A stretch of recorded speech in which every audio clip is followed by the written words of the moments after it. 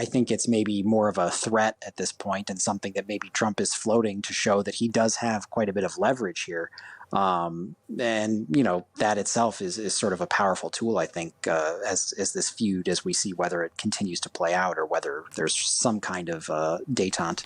Donald Trump and Elon Musk's friendship imploded in a dramatic fashion overnight, with Musk claiming Trump is in the Epstein files and the tariffs will result in recession. Brett Samuels is a White House reporter at The Hill. This is a spat that essentially escalated as the day went on, where, obviously sort of laying the foundation, you had Elon Musk, who, essentially since leaving the government in recent days has really sort of launched criticisms against this reconciliation bill, which is sort of the signature policy piece that the Trump administration is pushing right now through Congress.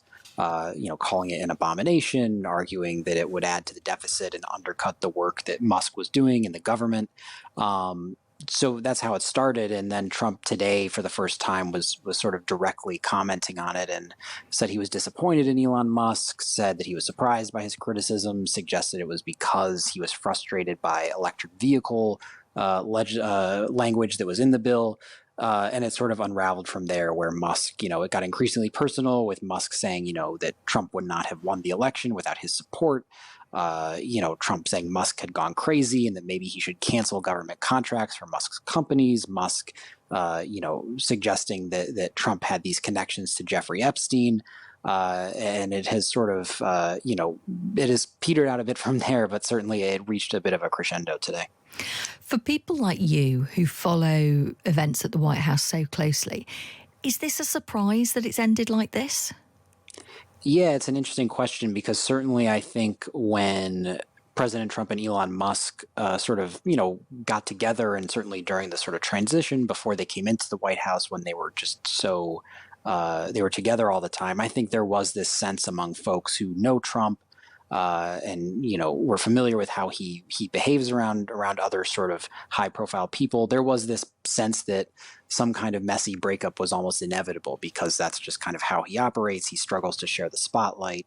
He doesn't like other people who kind of try to take credit for his own actions or anything like that. So certainly I think to some degree folks were kind of waiting for some kind of breakup between the two. But certainly I think it was a surprise just to see how rapidly it happened. We were talking about over the course of, essentially 4 hours, this went from sort of a, Musk had left the government on good terms, and then within 4 hours it had totally devolved into this very personal and at times very petty kind of feud between the two. How damaging are the allegations that Elon Musk has made? I'm thinking, for example, the links he's saying with Jeffrey Epstein files, and also saying things like, Trump should be impeached. Is it anything more than noise, or is it in some way damaging to Trump? Yeah, certainly I think that's something we'll find out in the coming days and weeks. My sense is it's not going to be especially damaging for a couple of reasons. I think as far as the Jeffrey Epstein allegations go, there are photos out there of Trump with Jeffrey Epstein. It was known that they sort of, knew each other or mingled at social events in the past. So that sort of basic connection was known, and it's sort of unclear if Elon Musk is alleging more evidence than that. But certainly I think the White House has kind of brushed that off and suggested that there is nothing greater there that folks should be aware of. And as far as, with the calls for impeachment and sort of the political attacks, I think certainly we've seen over the last 8 to 10 years that President Trump has this very devoted base. It is a base that is devoted to him.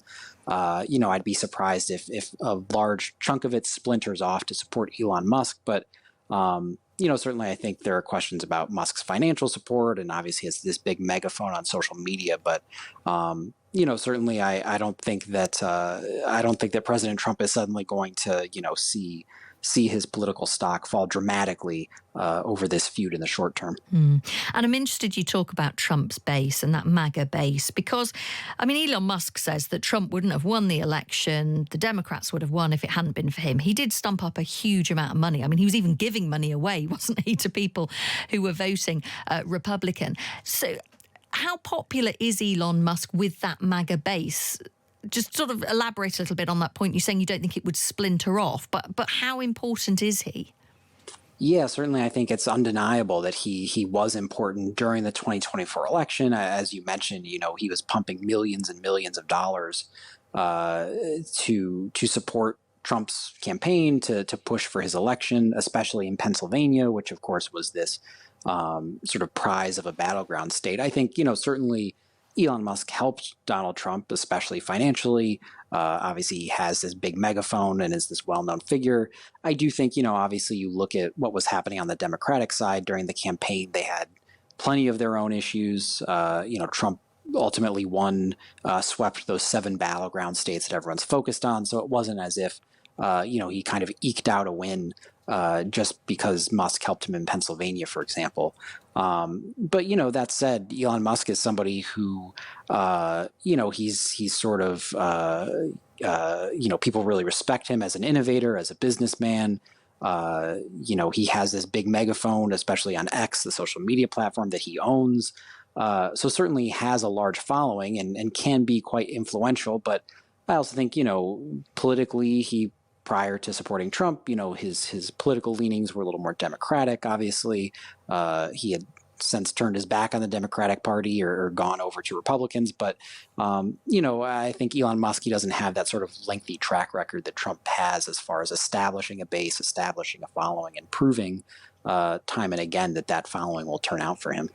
Now, Elon Musk has had some struggles with business recently. The Tesla share price hasn't been looking healthy of late. And I was noticing that since this spat with Trump overnight, it's gone down again. Of course, Trump in this spat overnight has been talking about possibly stopping Musk's business dealings with federal government. Do you think that that's a serious threat from Trump? Yeah, I think, certainly that is the question, especially if you're Elon Musk, who,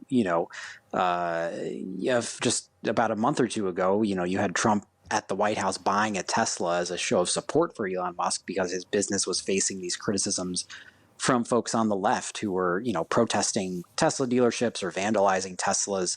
And now his share prices are dropping because of his feud with the president. So, he's sort of struggling to appease either side of the political spectrum, I guess. But as far as the government contracts go, certainly I think, it would be quite a drastic action for Trump to take just because, we're talking about billions and billions of dollars of contracts from the Pentagon, from NASA that go toward Elon Musk's companies. His companies, Tesla included, get government subsidies. So it would certainly be a rather massive undertaking to cancel these contracts. And, I think it's maybe more of a threat at this point and something that maybe Trump is floating to show that he does have quite a bit of leverage here. And, that itself is sort of a powerful tool, I think, as this feud, as we see whether it continues to play out or whether there's some kind of detente. So that's Brett Samuels, who's White House reporter at The Hill. I would imagine it's going to play out a bit more. I think we're going to see a bit of soap opera on this. It's not as if either man is shy and retiring and, not willing to share. So it strikes me as just the beginning. And just because it was predicted, that doesn't mean that we know where it's going next.